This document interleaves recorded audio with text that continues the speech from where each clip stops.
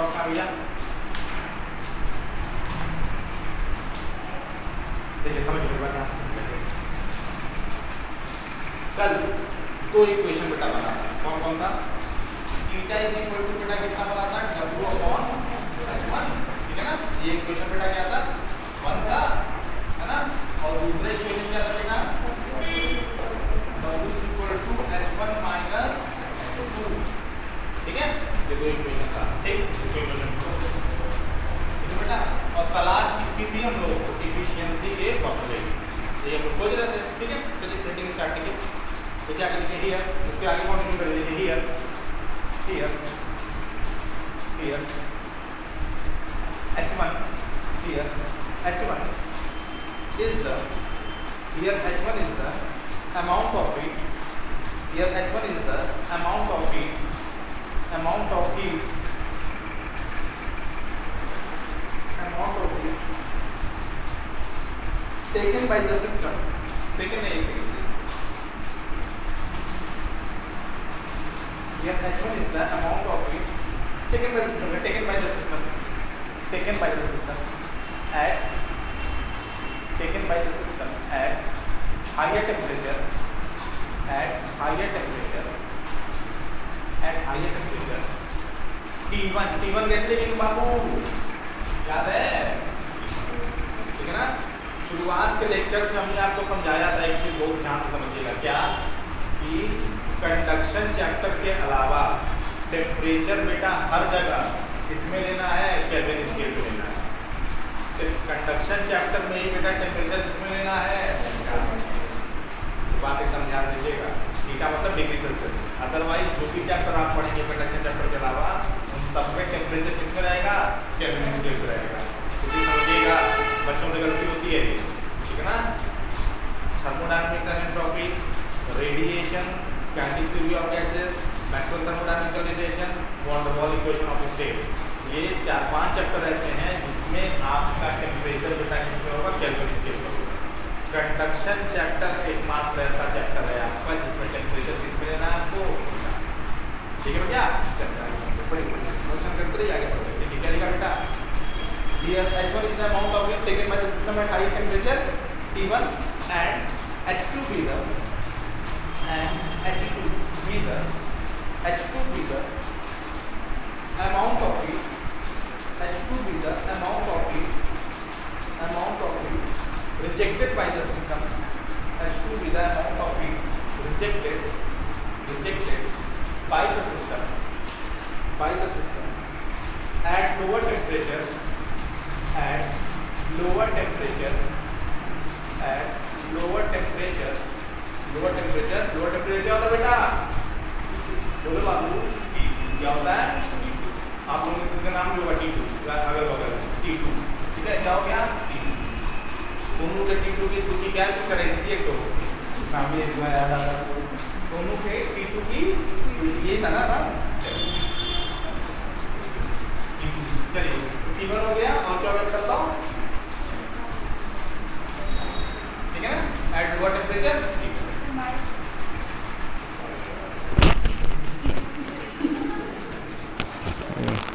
ये भी समस्या है यहाँ पे। चलिए एट लोअर टेम्परेचर T2, वैसे इतना आवाज़ तो आ ही रहा होगा, और नहीं आ रहा होगा तो भगवान मालिक है। चलिए ठीक है, एट लोअर टेम्परेचर T2, ठीक है। चलिए अब देखिए, अब ब्रैकेट में कंडीशन आप लिखिए क्या? ये आदमी पढ़े लिखे कि वायर संभाले, लिखिए एट लोअर टेम्परेचर T2, और ब्रैकेट में क्या लिखेंगे बेटा? यूनिवर्सल ट्रूथ क्या?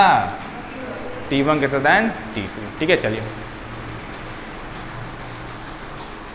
ठीक है, चलिए ठीक है, चलिए बात यहाँ तक समझ में आ गई, ठीक है ना। चलिए फिर लिखिए since, since, since work done का फॉर्मूला क्या निकाले थे बेटा हम लोग? W इज इक्वल टू, वर्क डन क्या निकाले थे बताइए? R T1 minus T2 log base E V2 upon V1, यही आया था भैया, ठीक है। थोड़ा सा इसको मोर मॉडिफाई कर देते हैं, कैसे? W is equal to R T1 log E V2 by V1 minus R T2 log E V2 by V1। ऐसे लिख सकते हैं क्या? जी हाँ बिल्कुल लिख सकते हैं। छाप दीजिए छाप दीजिए छाप दीजिए छाप दीजिए। इक्वेशन कितना बना देंगे इसको? 3। कितना बना देंगे? 3।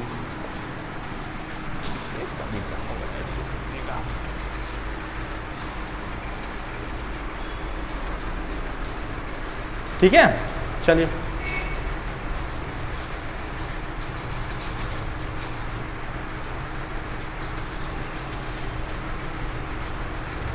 हो गया मेरे होनहार विद्यार्थियों? समझ में आ रहा है? क्या है इसमें समझने लायक?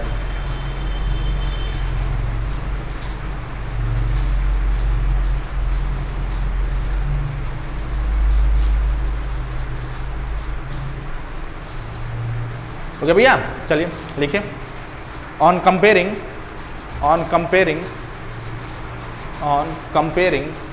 Equation 2 and 3।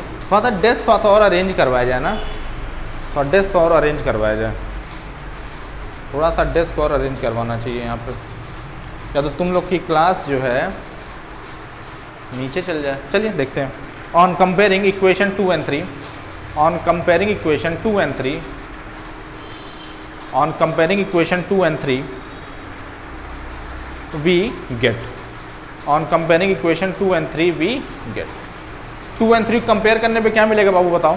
2 और 3 को कंपेयर करिए, क्या मिल रहा है? H1 की जगह पे कितना है? ये है। H2 की जगह पे कितना है? ये है। तो आप एक रिजल्ट निकाल सकते हैं ऑन कंपेयरिंग इक्वेशन 2 and 3। क्या निकाल सकते हैं आप बताइए? H1 इज इक्वल टू किसके हैं? RT1 log E V2 upon V1 and H2 बेटा किसके इक्वल है बताओ? RT2 log E V2 by, ठीक है ना? इसको कंबाइंड इक्वेशन 4 बना दीजिएगा। चलो चलो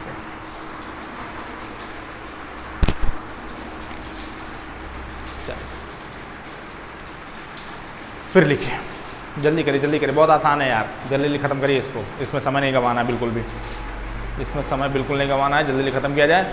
और नेक्स्ट टर्न पे हम लोग इसका जो मेजर पोर्शन है कार्नोट थ्योरम वो डिस्कस कर लेंगे। और कार्नोट थ्योरम डिस्कस करने का मतलब है कि थर्मोडायनेमिक्स आपका 60% खत्म हो जाएगा। ठीक है, थर्मोडायनेमिक्स 60% आपका खत्म हो जाएगा फिर डिस्कस करने के बाद, क्योंकि सबसे इंपॉर्टेंट जो टॉपिक है heat and thermodynamics and entropy में वो ये कार्नोट साइकिल वाला होता है, सबसे इंपॉर्टेंट। और मैंने आपसे कहा भी था, श्योर लिखवाया था, याद है कि श्योर आपके एग्जाम में आना ही आना है, चाहे 2 नंबर का न्यूमेरिकल है चाहे पूरा डेरिवेशन है, 100% आएगा।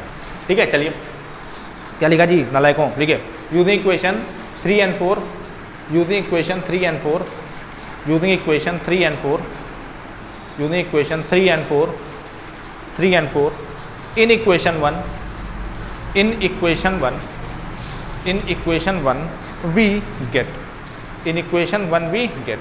इक्वेशन 3 और 4 को किस में रखना है बेटा? इक्वेशन 1 में। तो क्या मिल जाएगा बाबू बताओ? क्या मिल जाएगा बेटा बताओ? चलिए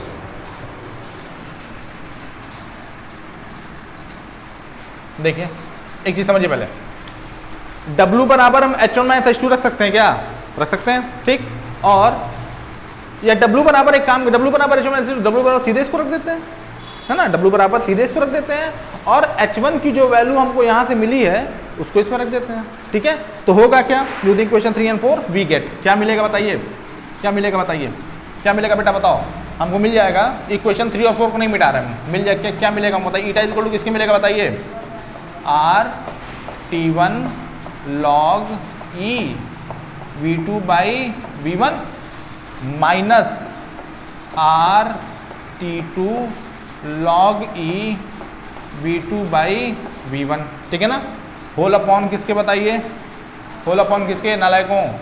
RT1 log E V2 by V1। अगर आप ध्यान से देखेंगे तो R is no more, log is no more. क्या बचा? ये दिल मांगे मोर। क्या बचा बताइए? ईटा बराबर किसके आ गया? T1 माइनस T2 अपॉन किसके बताइए, T1 के, ठीक है ना। तो यहाँ से बेटा कितना आ गया ईटा बराबर, बोलो मेरे होनहार विद्यार्थियों, 1 माइनस T2 अपॉन T1, डब्बे में कर दीजिए इसको, और इसको एकदम नाम की तरह से अपने याद कर लीजिए, इस फॉर्मूले में कंफ्यूज मत रहिएगा। T2 ऊपर होता है, T1 कहाँ होता है बेटा, नीचे। बस यही कन्फ्यूज़न होती है बच्चों को, यही कन्फ्यूज़न होता है बच्चों को, ठीक है ना। तो इसको एकदम नाम की तरह से अपने याद कर लीजिएगा, इसमें कोई डाउट मत रखिएगा एकदम, क्योंकि एग्जाम में बच्चे अक्सर कंफ्यूज होते हैं, T1 ऊपर होगा T2 ऊपर होगा। अभी हम और तरीका बता दे रहे हैं आपको निकालने का, वेरीफाई करने का, और गलती हो जाती है। तो एकदम कंफ्यूजन है, T2 ऊपर होगा, T1 कहाँ होगा, नीचे। सोनू के T2 की स्वीटी, तो T2 ऊपर रहेगा।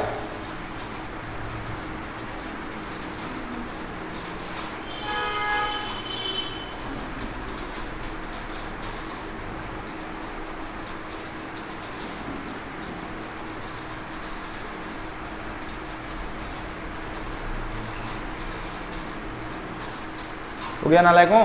चलिए अब एक बात देखिए, एक चीज़ और आप समझिए, देखिए इक्वेशन 4 से एक और रिजल्ट हमको मिला, उसको कहीं रफ में लिख लीजिएगा, आप कहीं रफ में ऊपर लिख लीजिएगा, ऐसे RX करके लिख लीजिएगा। RX का मतलब क्या होता है, आप लीजिए सुबह शाम 2 टाइम, ठीक है।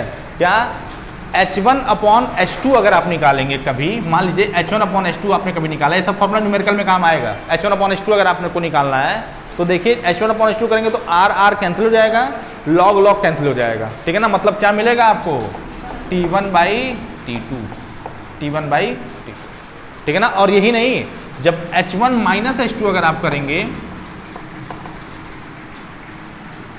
नहीं H1 माइनस H2 वाला रहने दीजिए, अभी उसको बाद में देखा जाएगा, अभी रहने दीजिए उसको, पहले इसको करिए, ठीक है ना। मतलब क्या, अगर कहीं पर आपको सोर्स और सिंक से आपने कितना हीट लिया है उसका रेशियो निकालना हो, तो डायरेक्टली आप किसका रेशियो निकाल सकते हैं, उनके टेम्परेचर्स का। बात समझिएगा, जो टेम्परेचर्स का जो रेशियो होगा वही किसका रेशियो होगा, सोर्स और सिंक से जो आपने हीट लिया है और सिंक को क्या किया है, दिया है, ठीक है ना। कभी कभी न्यूमेरिकल इसी पूछ देता है, बच्चे कंफ्यूज हो जाते हैं, ठीक है ना। तो ये आप एकदम याद कर लीजिए कि H1 अपॉन H2 किसके इक्वल होगा, T1 अपॉन T2, ठीक है बेटा।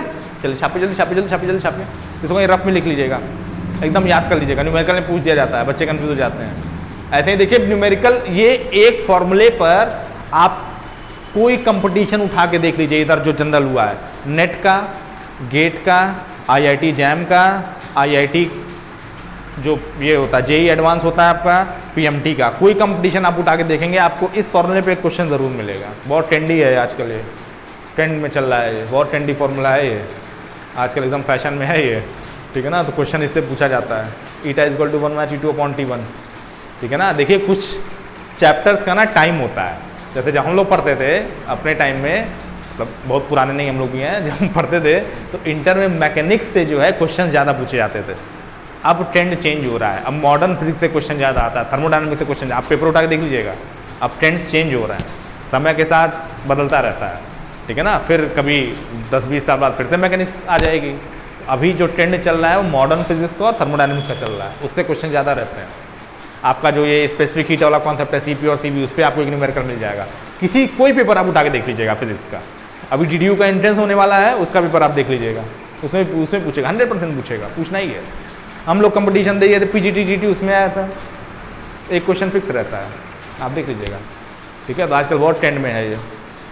चलिए आगे लिखिए, दिस इज इसको कुछ इक्वेशन बना दो। लास्ट इक्वेशन कितना बना था जी, 4 बना था, इसको 5 बना दीजिए। लिखिए this is the required expression, this is the required expression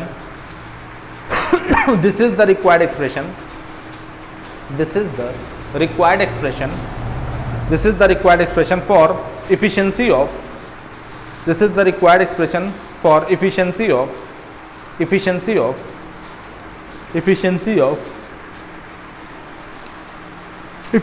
of Carnot's engine,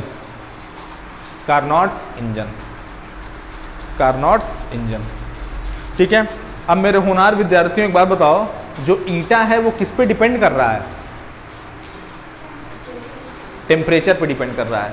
क्या इसमें वर्किंग सब्सटेंस से रिलेटेड कोई फैक्टर आ रहा है क्या? नहीं आ रहा है। बात समझिएगा, वर्किंग सब्सटेंस रिलेटेड कोई फैक्टर इसमें आ रहा है क्या? नहीं आ रहा है। मतलब कार्नोट इंजन में आप क्या जला रहे हैं, क्या बर्न कर रहे हैं? भाई पेट्रोल इंजन होता है, पेट्रोल बर्न होती है उसमें, तो फिर हीट उसी से फिर आपका काम होता है। कार्नोट इंजन में आप क्या चीज़ बर्न कर रहे हैं उससे कार्नोट इंजन को फर्क नहीं पड़ता। आप कागज़ जला रहे हैं, पानी जला रहे हैं, पेट्रोल जला रहे हैं, डीजल जला रहे हैं, उसका फर्क किस चीज़ से पड़ता है कि सोर्स का टेम्परेचर कितना है और सिंक का टेम्परेचर कितना है। इसीलिए कार्नोट इंजन की एफिशिएंसी क्या होती है? सबसे ज़्यादा होती है, क्योंकि वर्किंग सब्सटेंस पे वो डिपेंड ही नहीं करता ना, फ्यूल पे डिपेंड करता। फ्यूल वर्किंग मतलब फ्यूल, वो फ्यूल पे डिपेंड ही नहीं करता है। हाँ, मतलब कुछ तो काम करना पड़ेगा, मत दो फ्यूल, सोर्स और सिंक का टेम्परेचर रखी रहो T1 और T2, तब भी चलेगा। पर चलेगा कैसे? एक्चुअल में तो एग्जिस्ट करता है नहीं, पेपर में ही है, पेपर में ही चलाओ, नाव बना करके पानी में पानी भर जाएगा तो ठीक है। तो ईटा इक्वल टू किसके इक्वल होता है? 1 - T2 / T1। और इस चीज़ और ये चीज़ क्लियर कह रहा है क्या कि ये अपने फ्यूल पे, अपने वर्किंग सब्सटेंस पे डिपेंड नहीं करता। मतलब कागज़ से चलाइए इसको, पानी से चलाइए, पेट्रोल से चलाइए, डीजल चलाइए, धुएं से चलाइए, जिससे मन उससे चलाइए, ये सिर्फ और सिर्फ किस पे डिपेंड करता है? सोर्स के टेम्परेचर और सिंक के टेम्परेचर, ठीक है ना। इस वजह से कार्नोट इंजन की एफिशिएंसी क्या होती है? सबसे ज़्यादा होती है, और इस वजह से एग्जिस्ट भी नहीं करता है कि नहीं भाई? कोई ऐसा इंजन जो अपने फ्यूल पे डिपेंड ही ना करता हो एफिशिएंसी उसकी, कैसे पॉसिबल है? भाई आप स्टीम इंजन चलाते हैं, स्टीम इंजन की एफिशिएंसी कितनी होती है? 13 से 14% होती है। स्टीम इंजन की 13 से 14% होती है। डीजल इंजन की 20 से 22% होती है। इलेक्ट्रिक इंजन की 29 से 30% होती है। ये डेटा है, 29 से 30% होता है। तो क्यों ये डिफरेंस आ रहा है एफिशिएंसी का? क्योंकि ये अपने फ्यूल पे क्या करता है? डिपेंड करता है। ये अपने वर्किंग सब्सटेंस पे क्या करता है? इंजन डिपेंड करता है। और आपके सामने एक ऐसा इंजन है जो वर्किंग सब्सटेंस से मतलब ही नहीं है, तो जाहिर सी बात है ये एग्जिस्ट करेगा ही नहीं, क्योंकि आइडियल केस है कि नहीं भाई? इसमें इंपॉर्टेंट चीज़ क्या है? टेम्परेचर लिमिट, सोर्स का टेम्परेचर कितना है और सिंक का टेम्परेचर कितना है, ठीक है ना। और फॉर्मूला भी आपको याद करना पड़ेगा, T2 ऊपर होगा, T1 कहाँ होगा बेटा? नीचे होगा, ठीक है। चलिए आगे लिखिए, आगे लिखिए, आगे लिखिए, आगे लिखिए, आगे लिखिए, जल्दी लिखिए, लिखिए। From equation 5, from equation 5, from equation 5, from equation 5, it is clear that from equation 5 it is clear that efficiency of Carnot's engine, efficiency of Carnot's engine depends on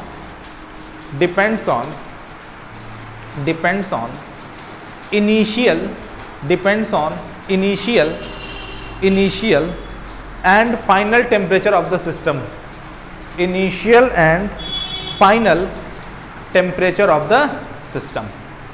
initial and final temperature बोले तो किस तरह से temperature? Source का और sink का, एकदम confuse नहीं होना बेटा, ठीक है ना। Initial and final temperature of the system, ठीक है ना।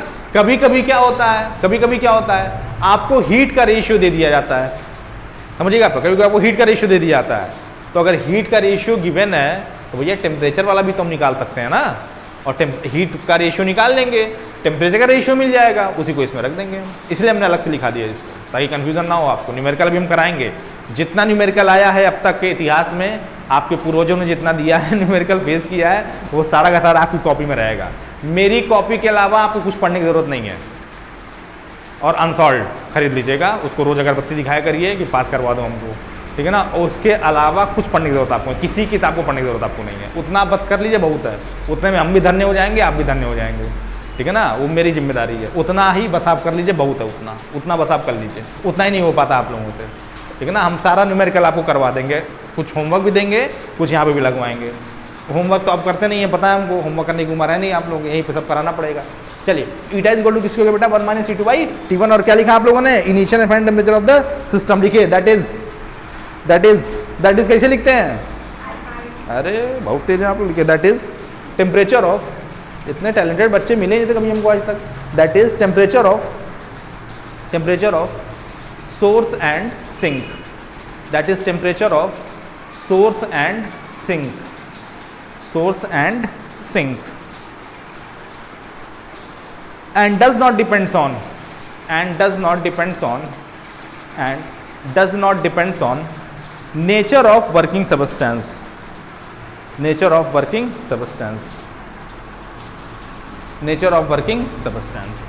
ठीक है ना, नेचर ऑफ वर्किंग सब्सटेंस। ठीक है, फिर पैराग्राफ चेंज करके लिखिए the standard value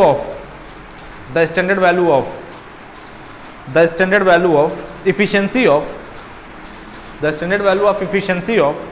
efficiency of reversible Carnot heat engine, the standard value of efficiency of reversible Carnot heat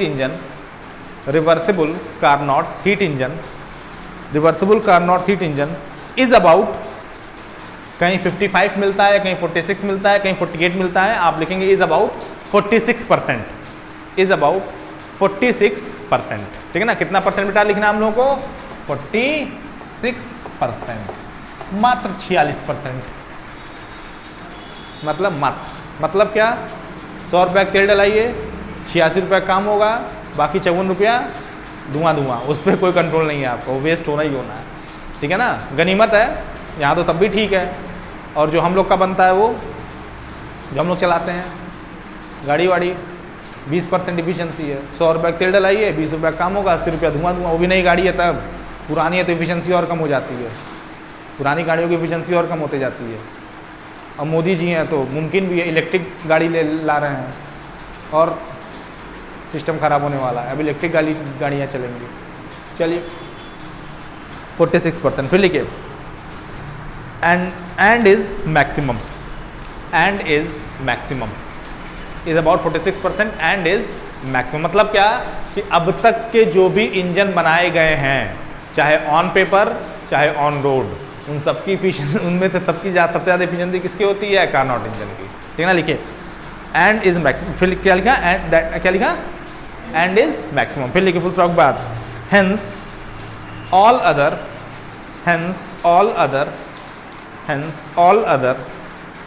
mechanical engines having efficiency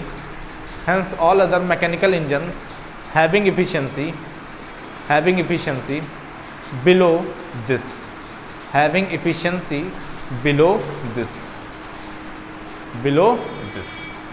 ठीक है ना, बिलो मत लिख दीजिएगा, बिलो दिस। ठीक है भैया, चलिए एक लड़की थी एक बार बिलो लिख दी थी, ठीक है, और हमने उससे कहा था कि तुम इतिहास के पन्नों में दर्ज हो गई, जब तक हम पढ़ाएंगे तब तक तुम्हारा एग्जाम्पल देंगे बच्चों को हम। ठीक है, बिलो। चल स्टीम इंजन वाला भी डेटा लिखेंगे, लिख लीजिए कहीं, स्टीम इंजन कितना होता है, इलेक्ट्रिक इंजन कितना होता है, डीजल इंजन कितना होता है, इसी में आगे मन करे तो लिख लीजिए। इसको नोट्स में चाहे तो आप डाल सकते हैं। समय देखिए, थर्मल फिजिक्स में आपको आराम से समय मिलता है, ठीक है ना, थर्मल फिजिक्स बहुत लेंदी पेपर नहीं होता है, छोटा पेपर होता है, आराम से आपको टाइम मिलेगा लिखने का। इलेक्ट्रॉनिक्स में टाइम नहीं मिलेगा आपको, इलेक्ट्रॉनिक्स का पेपर लेंदी होता है, थर्मल फिजिक्स का पेपर बहुत लेंदी होता है, बहुत ईजी, मतलब ईजी होता है, आराम से टाइम मिलेगा आपको। ऑप्टिक्स में हो सकता है थोड़ा टाइम ना मिले आपको, थोड़ा सा, पर थर्मल में आपको प्रॉपर टाइम मिलेगा।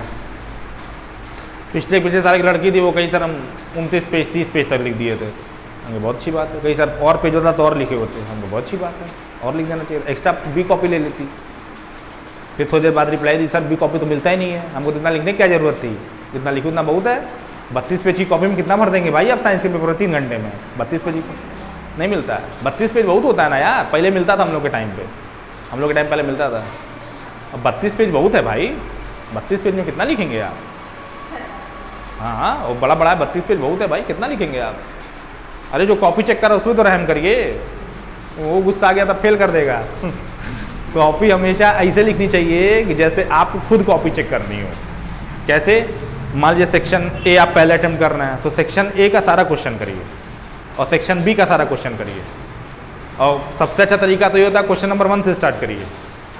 बार बार अगर वो पलटेगा पेज क्वेश्चन देखने के लिए तो आपका नंबर भी काटेगा वो, क्योंकि वहाँ तो आप तो रहेंगे नहीं बताने के लिए कि सर हमने ये किया, सर हमने वो किया, पेज उसका पलटेंगे नहीं आप, वही पलटेगा, तो वो अगर इरिटेट होगा तो आपका नंबर कटेगा। तो कॉपी हमेशा ऐसे लिखनी चाहिए जैसे आपको खुद चेक करनी हो। आप ही बताइए ना, एक लड़का है जो ऑर्डर में लिखा है, क्वेश्चन नंबर 1 पहले किया है, सेक्शन ए बाद में किया, सेक्शन बी बाद में किया, तो उसकी कॉपी अच्छे से चेक हो पाएगी कि एक किया है क्वेश्चन सेक्शन ए का क्वेश्चन नंबर 2, फिर किया है 7 का बी, फिर किया है थर्ड वाला, फिर किया है 6 का ए, फिर किया है 9 का बी, मतलब 6 का बी, फिर किया है 7 का बी, फिर क्वेश्चन नंबर 1 स्टार्ट किया है। इतने रैंडम जब आप रहेंगे ना, नंबर कटता है उससे। चेक करने वाले की साइकोलॉजी समझिए, तब नंबर आप स्कोर कर पाएंगे। ठीक है, हो सकता है बीवी झगड़ा करके आए हों, घर में खाना ना मिला हो सुबह सुबह, तो गुस्सा कहाँ निकलेगा? आपकी कॉपी पे निकलेगा। तो अब वो तो गुस्सा निकाल के चले जाएंगे, आप फंस गए, क्योंकि उनका गुस्सा जो था वो आपकी मार्कशीट पे छप जाएगा, अब ले घूमिए ज़िंदगी भर। चलिए देखिए, स्टीम इंजन की एफिशिएंसी लिख लीजिए इसी के आगे। स्टीम इंजन की कितनी होती है? स्टीम इंजन की कितनी होती है बेटा? स्टीम इंजन की होती है 13 से 14%। 13% से कितनी होती है बाबू? 14%। ठीक है ना, 13 से 14% होती है। ठीक, डीजल इंजन की कितनी होती है?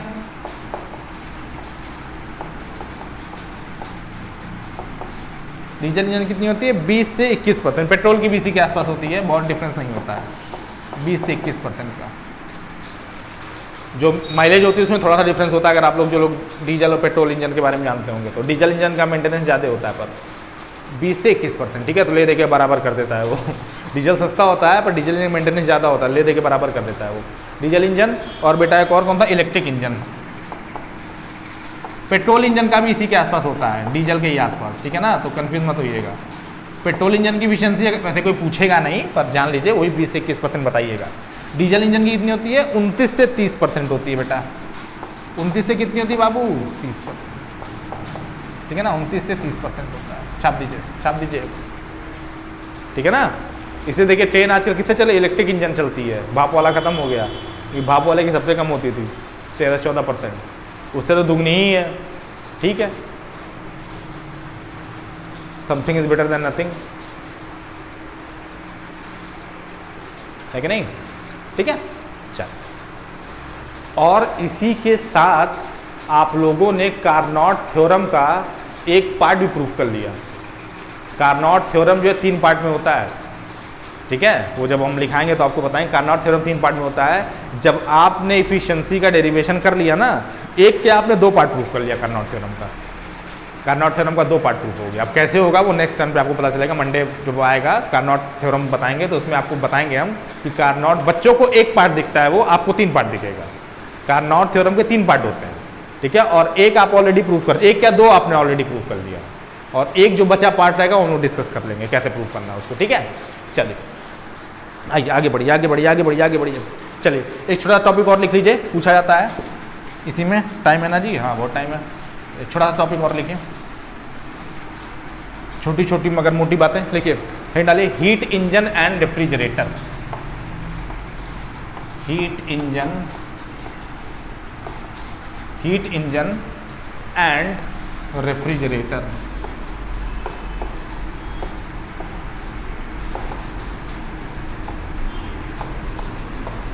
Heat engine and refrigerator. Refrigerator क्या? जो फ्रिज में रखा रहता है, जहाँ जिसमें खाना रखते हैं आप लोग, वही रेफ्रिजरेटर है।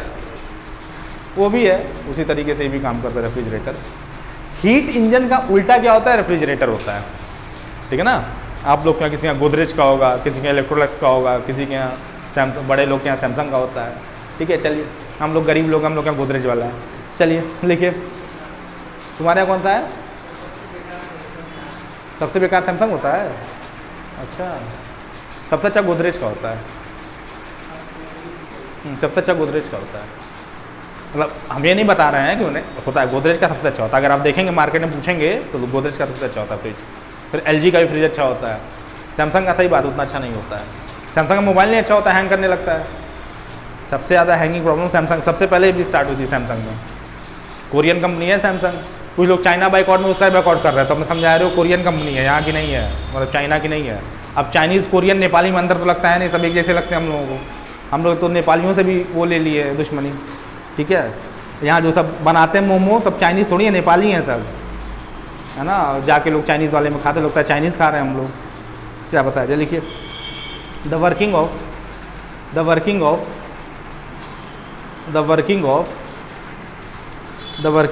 heat engine, the working of heat engine and refrigerator the working of heat engine and refrigerator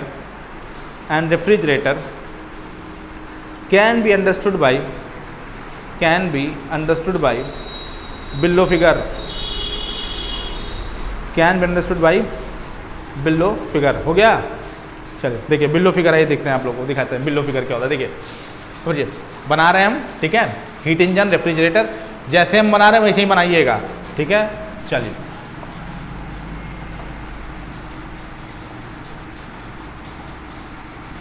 और ऐसे ही हमेशा इंजन आप लोग को बनाना है। किसी इंजन का जो बेसिक कंस्ट्रक्शन होता है बेटा वो ऐसा ही होता है। अभी मत कहिएगा सर इसमें पहिया नहीं दिख रहा है तो मोबिल कहाँ से डाले तो ये क्या करें वो क्या करें, ये मत कहिएगा, लाइट नहीं जल रही इसमें।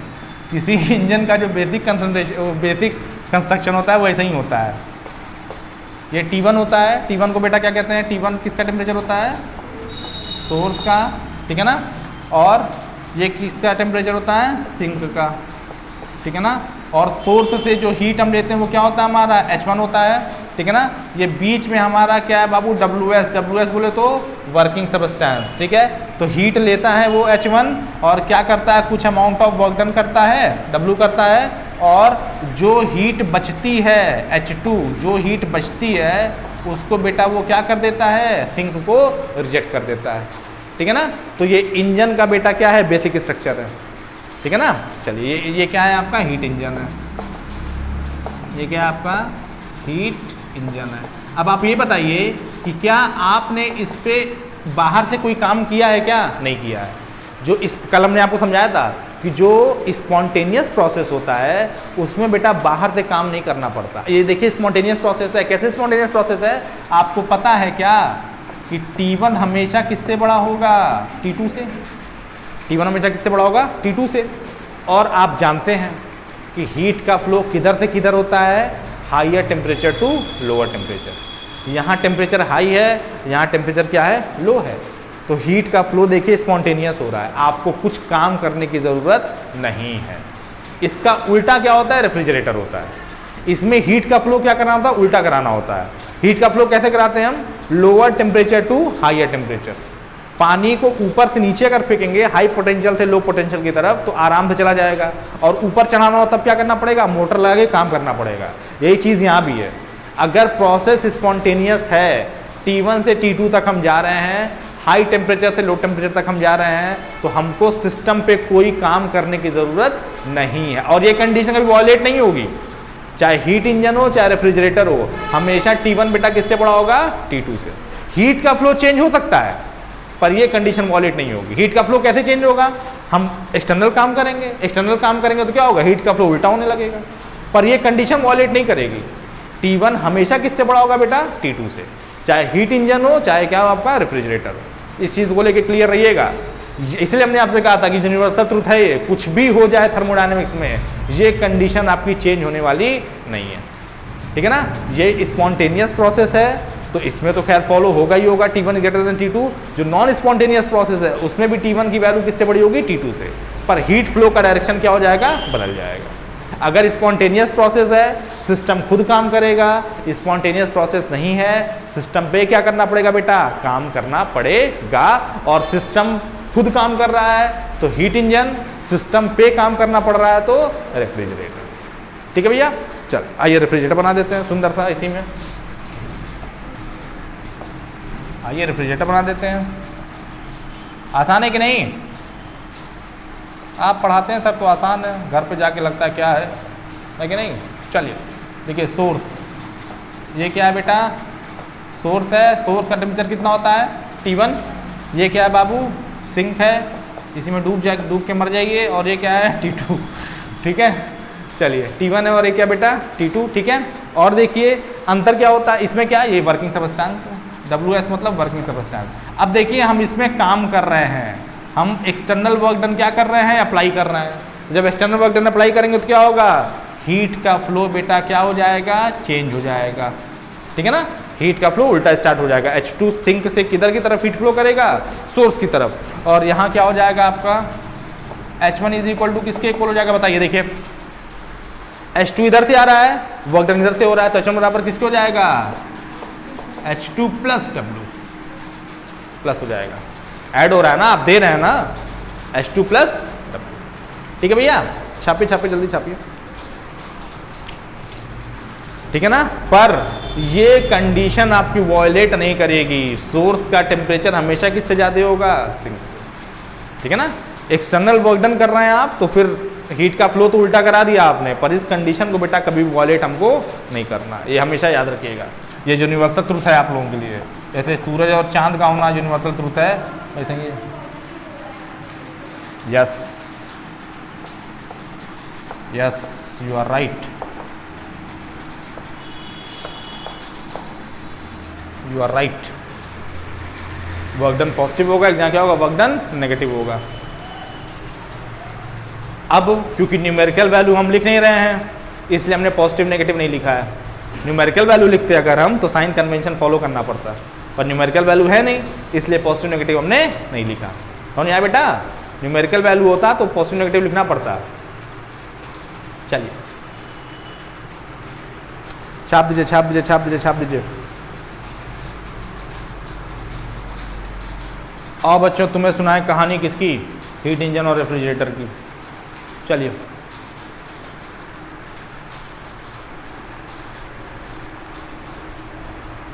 समझ में आ रहा है जी। अभी मत कहिएगा सर इसे मोबिल कैसे पड़ेगा, इसमें तेल कैसे डालेंगे, वो सब टेंशन मत पालिएगा। पहिया नहीं दिख रहा है इसमें, अच्छा कहाँ से स्टार्ट करेंगे, चाबी कहाँ लगाएंगे, ये सब मत टेंशन पालिएगा। बेसिक स्ट्रक्चर होता है इंजन का वो ऐसा ही होता है भैया। हीट लेते हैं, वर्क डन होता है, हीट रिजेक्ट कर देते हैं।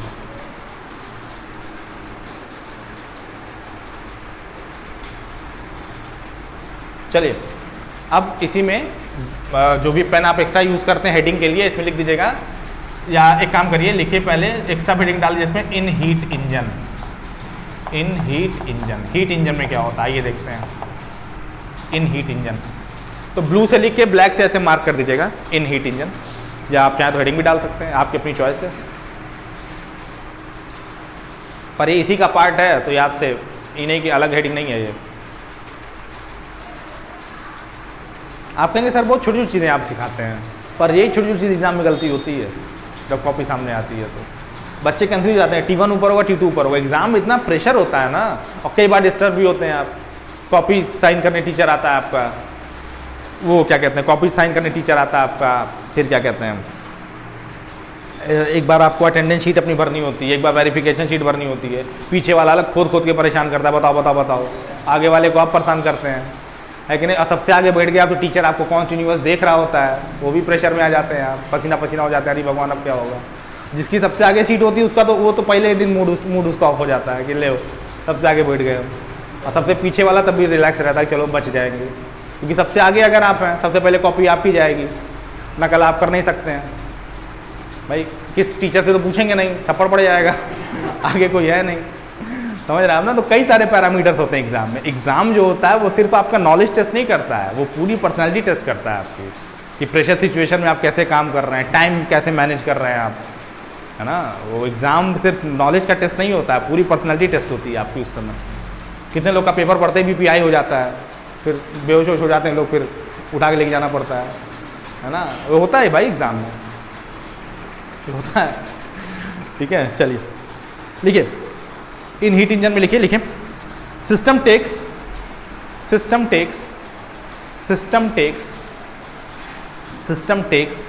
Heat, system takes heat H1 at higher temperature, system takes heat H1 at higher temperature T1 at higher temperature। उसी में कुछ बच्चे होते हैं जो पहले ओम गणेशाय नमः लिखते हैं, जैसे गणेश भगवान खुद बगल में बैठ कर गए थे, वेद लिखे थे गणेश भगवान, वैसे पेपर लिख देंगे उनका आकर के, अरे भगवान सिस्टम टेक्स हीट H1। और कुछ लोग तो पन्ने में खाली पूजा करते हैं, हे भगवान ऐसे ऐसे, अरे भगवान, पन्ने में खाली पूजा करेंगे बस, पेपर नहीं, ये पेपर पढ़ो यार, पन्ने पहले भगवान को याद करेंगे, माँ बाप को, पूर्वजों को, सातों पूर्वज अपने लोग याद कर लेते हैं 15 मिनट में, कि किसका आशीर्वाद कब लग जाए। बड़े ही खराब बच्चे होते हैं भाई।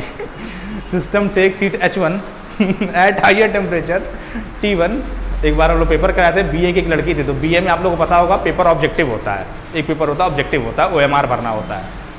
तो वो क्या की 3 घंटा हो गया आराम से, तो 3 घंटा क्या 2 घंटे में हो जाता है, तो आधा 2 क्या 2.5 घंटे बाद फिर हम लोग लेना भी शुरू कर देते हैं OMR कि जल्दी जल्दी जमा करके घर निकल जाएंगे अपने।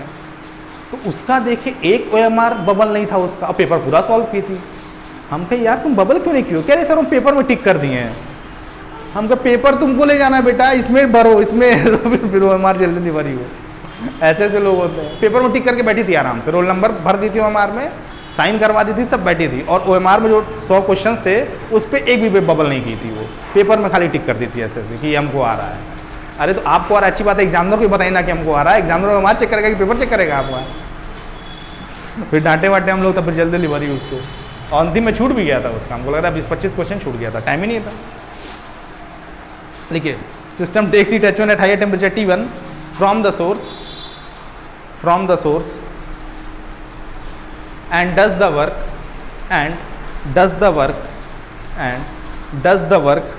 W by the system and H2 amount of heat and H2 amount of heat is rejected and H2 amount of heat rejected to the sink at lower temperature T2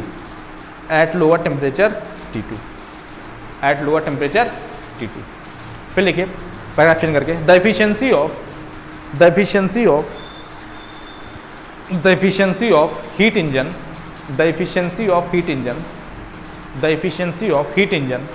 is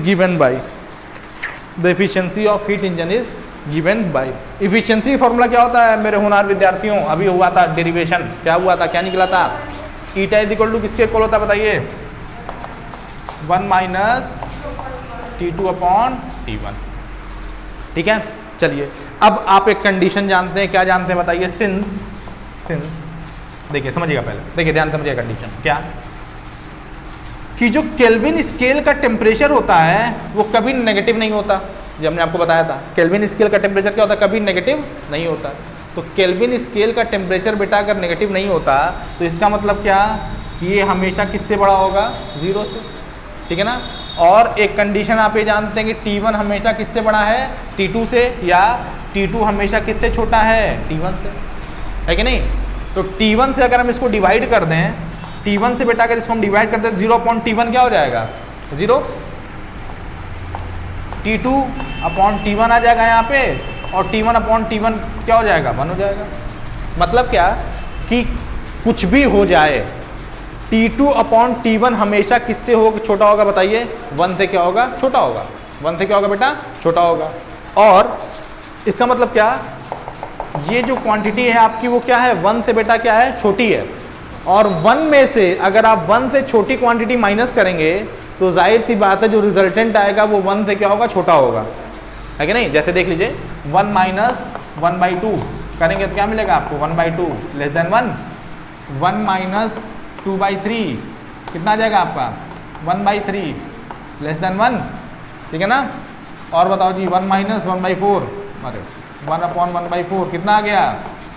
3/4 which is also less than 1। कहने का मतलब क्या है कि जो T2 upon T1 है ये हमेशा 1 से क्या होगा? छोटा होगा। और T2 अपॉन T1 अगर 1 से छोटा होगा तो इफिशियंसी जो होगा बेटा वो भी हमेशा किससे छोटा होगा? 1 से। 1 से क्या होगा? छोटा होगा। फ्रैक्शन के फॉर्म में लिखे हैं तो।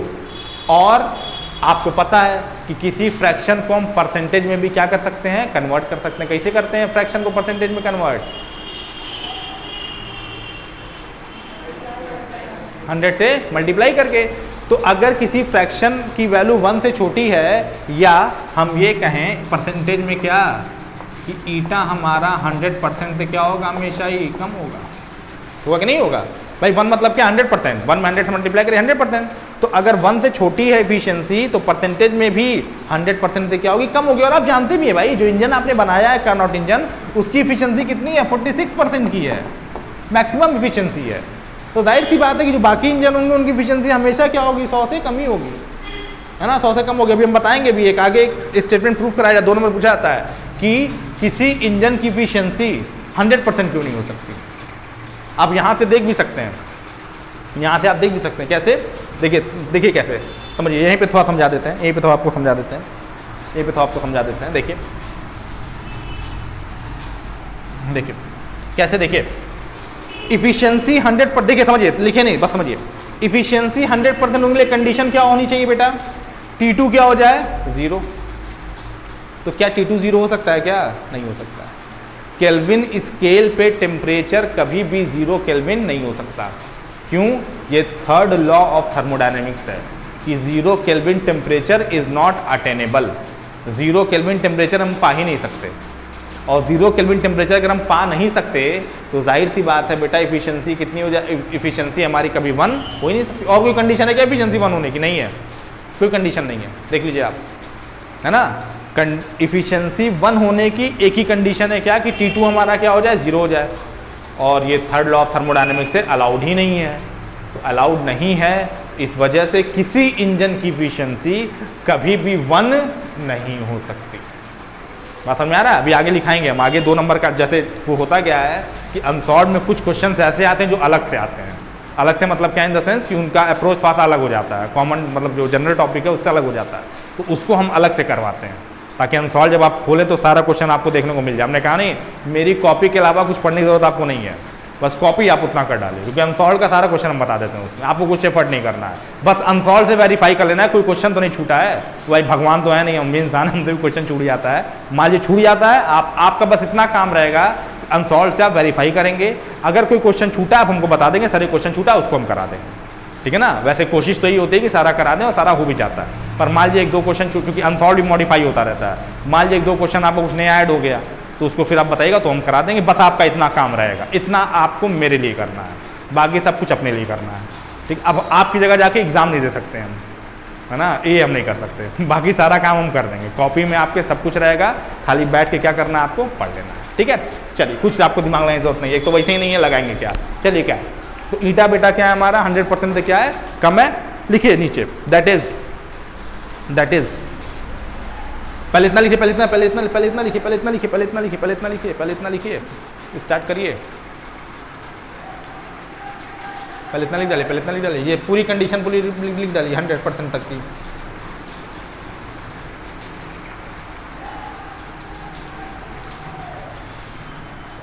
इंटरेस्टिंग है कि नहीं है? सब इंटरेस्टिंग है कि नहीं है?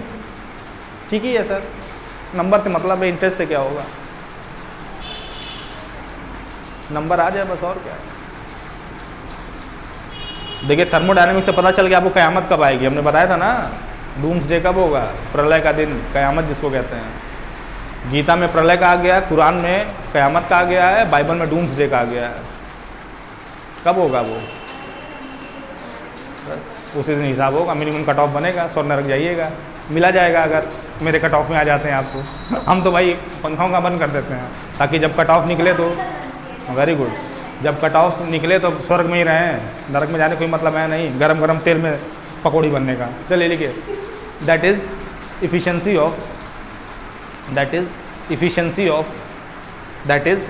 Of heat engine, efficiency of heat engine is less than